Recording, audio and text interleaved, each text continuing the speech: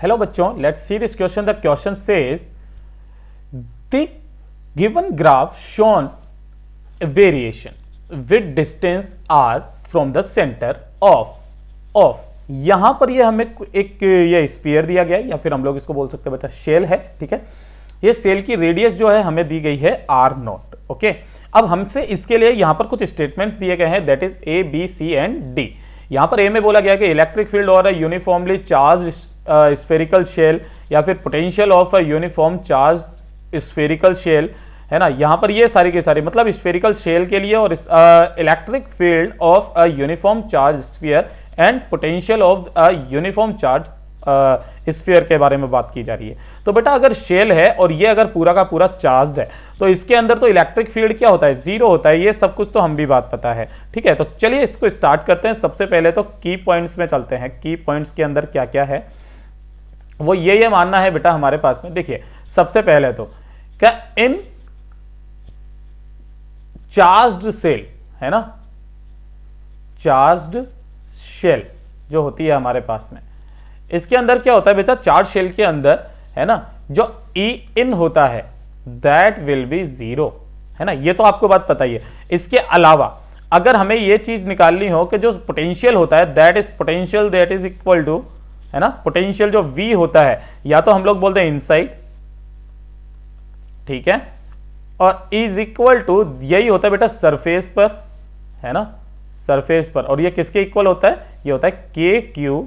अच्छा, हमने इसको चार्ज दे दिया Q मान लीजिए, है ना, डिवाइडेड बाई, और जो इसकी रेडियस होती है दैट इज R0, है ना। और ये क्या रहता है बेटा, ये रहता है हमारे पास में कांस्टेंट। क्या रहता है, कांस्टेंट रहता है, राइट। तो एक तो ये वाली चीज हो गई। And the electric potential outside the shell, है ना, जो पोटेंशियल रहता है V आउटसाइड, है ना, वो कितना होता है आउटर में, वो होता है बेटा हमारे पास में, देखिए V outside is equal to k q divided by r, है ना। कितना होता है, के क्यू डिवाइडेड बाई आर होता है, राइट। अब हमारे पास में ये भी हो गया, यानी कि यहां से हमें क्या पता चलता है कि जो V है वो इनवर्सली प्रोपोर्शनल है किधर की तरफ में, किसके बेटा, आर के, है ना। यानी कि ध्यान से देखिए ये हमारे पास में जीरो से हम लोग जैसे जैसे इधर की तरफ में चलते हैं, है ना, तो क्या होता है बेटा, यहां पर अगर हम लोग ई इनके बारे में बात करें तो ये तो हमारे पास में जीरो है, ठीक है।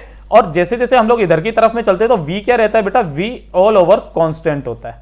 कहां तक रहता है, वो इस सरफेस तक। सरफेस पर आकर के मैक्सिमम हो गया, तो ध्यान से देखिए ये मैक्सिमम, यानी कि यहां तक तो ये पूरा का पूरा कांस्टेंट, ठीक है। और फिर उसके बाद में ये मैक्सिमम, है ना, यानी कि ये वाली जो वैल्यू है दैट वैल्यू विल बी के क्यू डिवाइडेड बाई R0, है ना, यहां तक। फिर उसके बाद में ये क्या हो रहा है, ये V जो है वो इनवर्सली प्रोपोर्शनल है R के, यानी कि ये कुछ इस तरीके से पोटेंशियल के लिए दिखा रहा है।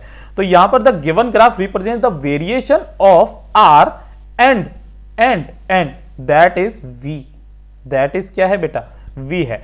इट मींस जो हमारा करेक्ट आंसर होगा, देखिए इलेक्ट्रिक फील्ड, तो इलेक्ट्रिक फील्ड ये वाला तो हमारा रॉन्ग हो गया। सेकंड है potential of a uniformly charged shell, जी हाँ बेटा ये वाला B हमारा एकदम करेक्ट है, यानी कि जो आंसर हो जाएगा हमारा वो क्या हो जाएगा, एक तो B हो जाएगा, ठीक है। चलिए और भी देख लेते हैं। इलेक्ट्रिक फील्ड और a uniformly charged shell, not बेटा ये वाला भी गलत हो गया। और potential of a uniform charge sphere, जी नहीं बेटा ये स्फीयर के लिए नहीं है, ये शेल के लिए है। स्फीयर के लिए होता तो फिर हमारा अंदर की तरफ में भी क्या हो जाता बेटा, ये बदल जाता। तो ये वाला जो है केवल और केवल हमारा B करेक्ट आंसर है। तो चलिए इसको हाईलाइट कर देते हैं फटाफट से, है ना। एक तो ये वाला हो गया हमारा, ओहो हो हमें ये लेना था हाईलाइटर, ठीक है। चलिए कोई दिक्कत नहीं है, एक तो ये हो गया हमारे पास में। दूसरा जो हमारा करेक्ट आंसर है that will be B। I hope you understood it well, very best, all the best बच्चों।